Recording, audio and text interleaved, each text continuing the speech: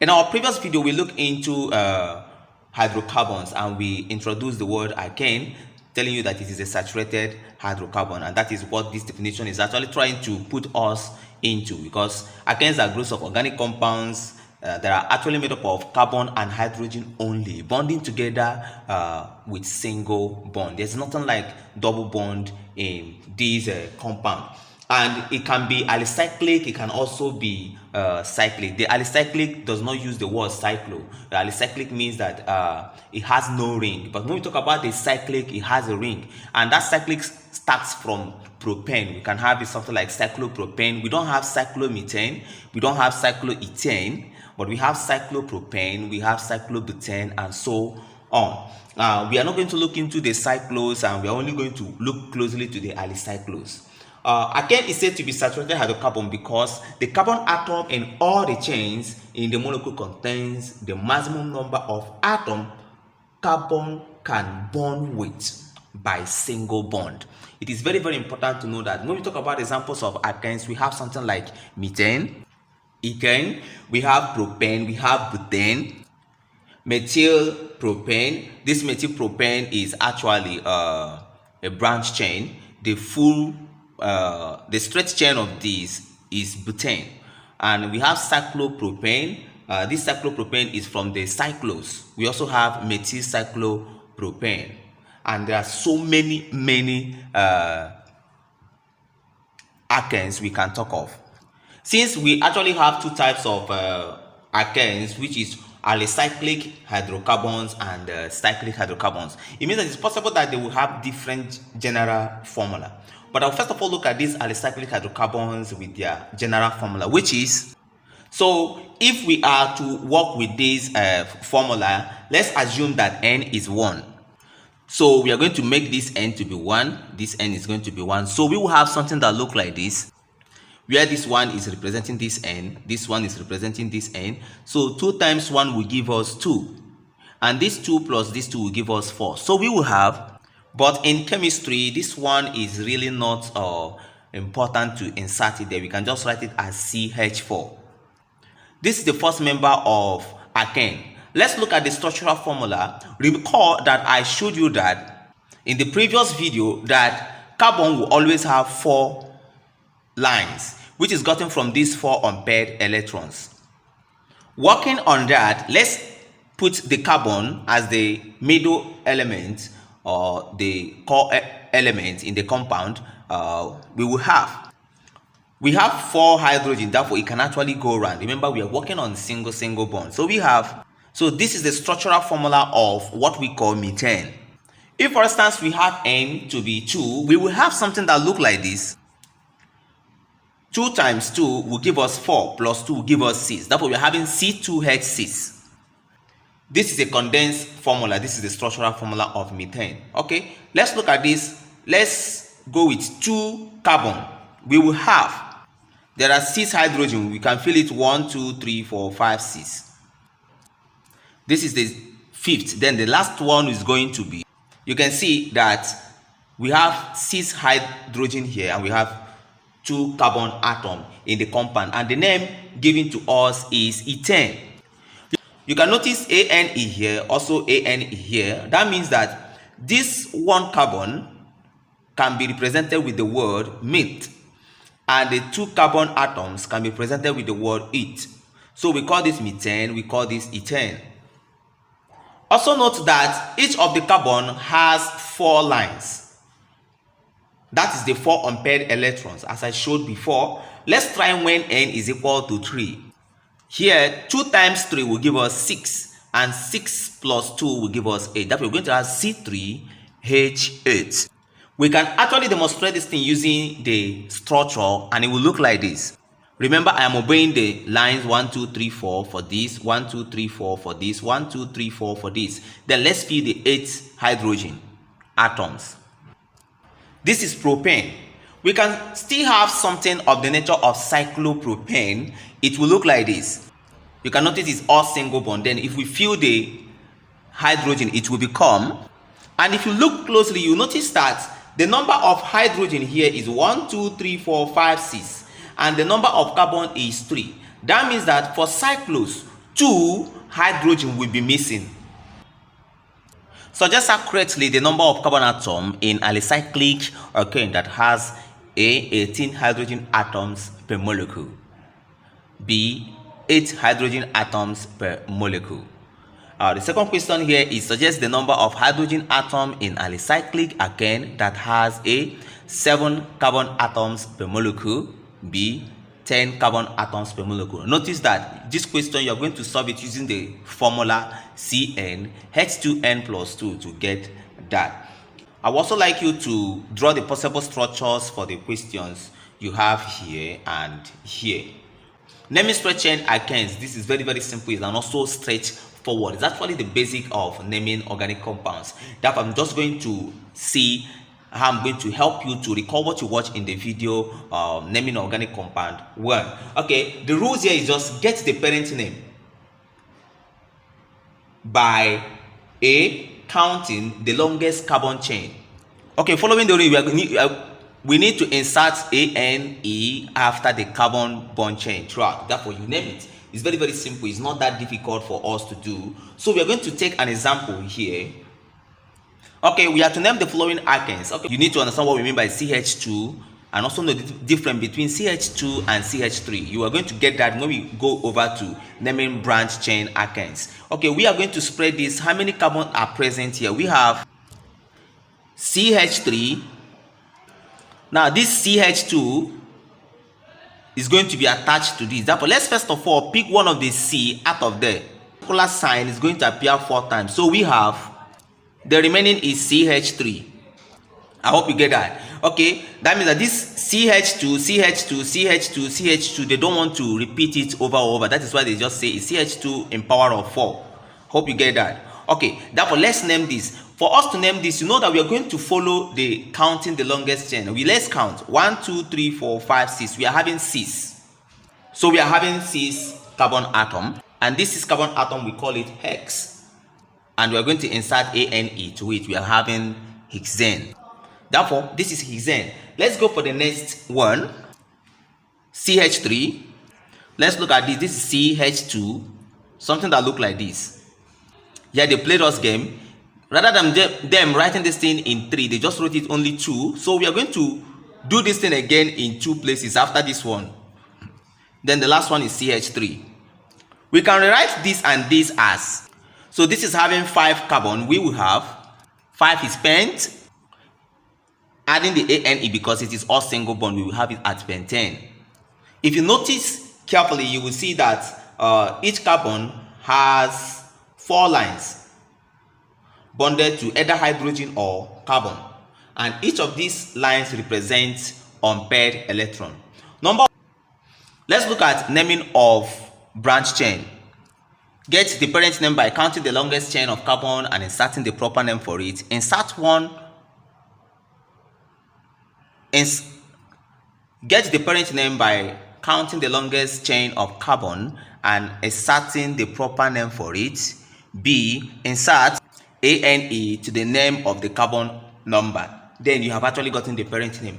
The other thing is going to be number the carbon atoms in the molecule in such a way each perceived substituent is occupying the lowest number possible, and the longest chain choosing must have the highest number of substituents.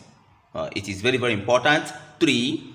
Write out the substituent present and arrange them in alphabetical order, ignoring the prefixes like this, di, tri, tetra, etc., and name them before the parent name.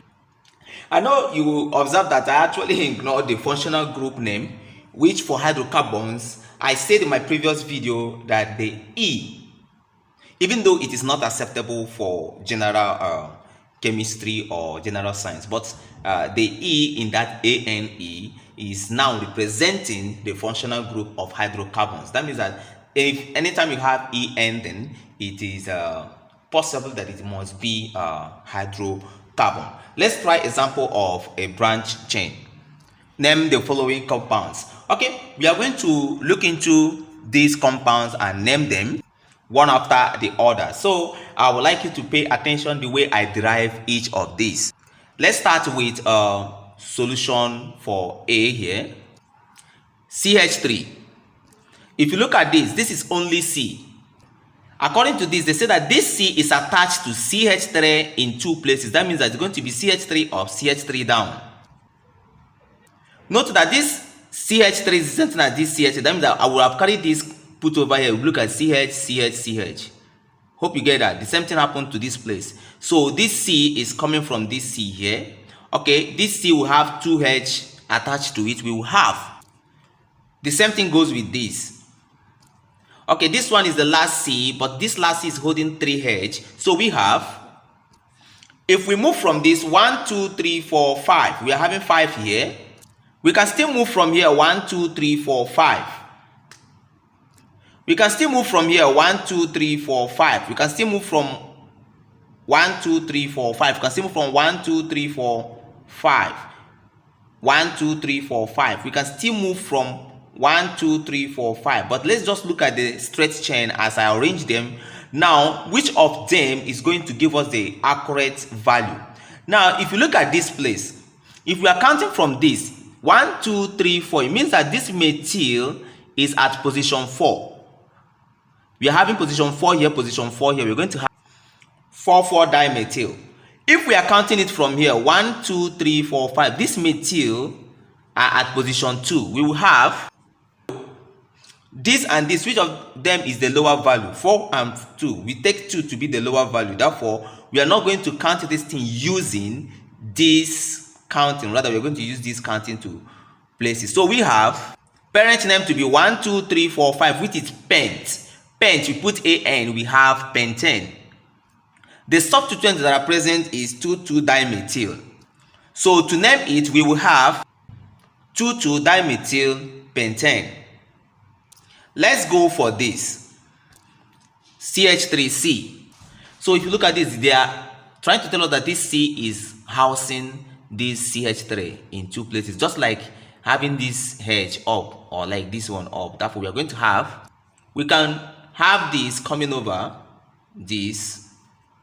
So if we look at this, we are having here 1, 2, 3, 1, 2, 3, 1, 2, 3. That is, so we have, because it is 3, that is why it is giving prop. Then if we are to go further to, because we are having single bond here, we're going to put ANE here. We have, this is the parent name, but we are having methyl here, and they are at the position 2. So we are having 2,2-dimethyl here. We have, joining them to have the name we have. This becomes the name.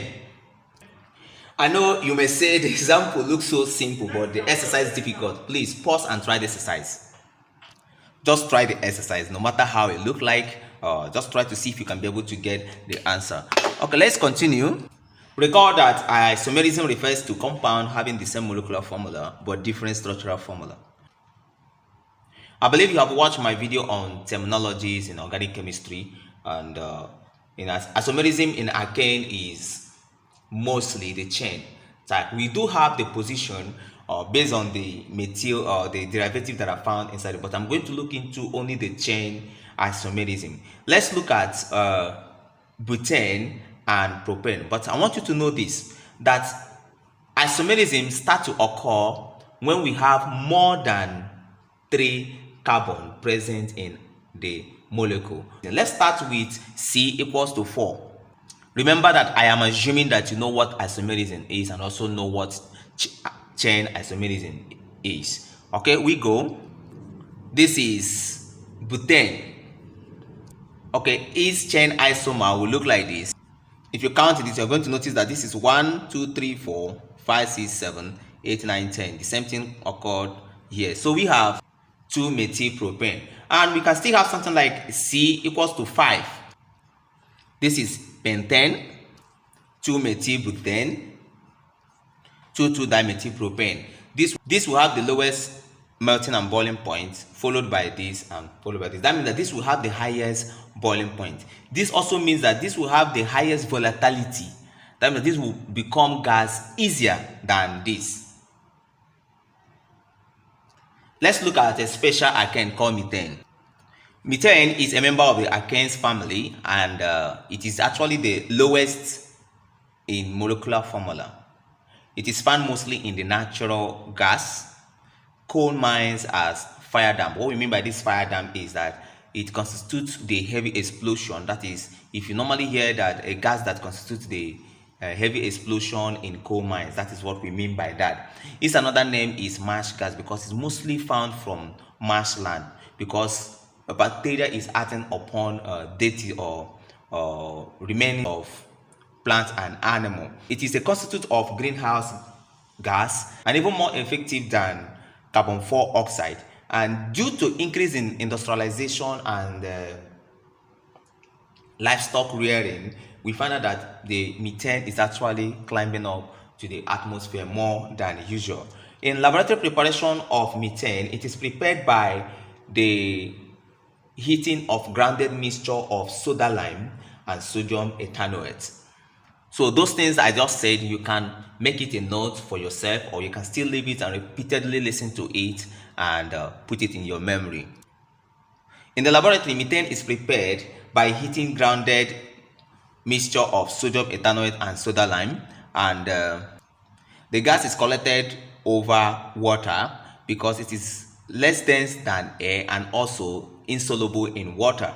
And immediately one is done with this heating, the next thing to do is to remove this pipe from this. When you remove this pipe from this, what you are trying to prevent is that you are trying to prevent pressure sucking back this water to this place. And we use soda lime, but in the equation we don't write soda lime perfectly. This soda lime is gotten by slaking lime with sodium hydroxide, but the major thing that is working here is the sodium hydroxide. So let me just give you a chemical equation of this. Okay, this is the sodium ethanoate, this is the sodium hydroxide from the soda lime, and this is the methane gas that's supposed to come out from this place, and also this is the sodium triisocarbonate. The same method can be used to prepare propane, ethane.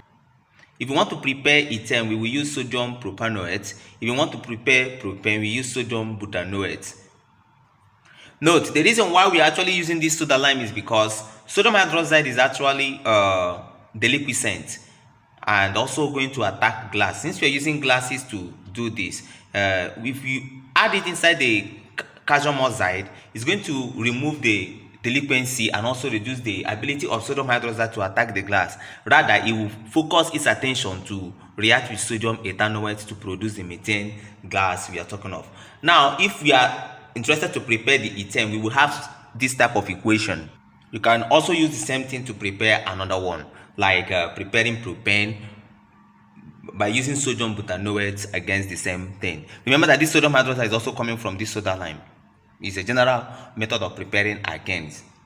To be frank with you, you can just tell them that it is colorless gas, it is a tasteless gas, it's also an odorless gas. Each of these three are actually three different properties, but most times we write them together as one property. If you have been asked in exam, write it, it is colorless gas. 2, it is a tasteless gas. 3, it is an odorless gas. Then we go again. It is less dense than air. The vapor density is 8. That of air is 14.4. If you look at it, you notice that the density is low. And if we go again, we have that it is neutral to moist litmus paper. Or we can even say that it has no action on litmus paper. Notice this. The melting and boiling point of alkanes will increase if there is increase in molecular mass. As we have more of the alkane from methane to ethane, ethane will have a higher melting and boiling point than methane. Propane will have more than ethane. Butane will have more than propane, and so on. But there is something I want to tell you. As I said before, the branch chain will have lower melting and boiling point. Like this will have lowest melting and boiling point compared to this. This will have lower compared to this. Let's look at the chemical properties of methane. One of the chemical properties of methane is that it burns in air.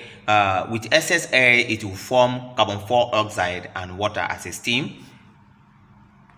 With limited air, it will form carbon 2 oxide. If the air is very, very little, if it is very, very little, we are going to have carbon, a black substance, showing up as soot in a limited air.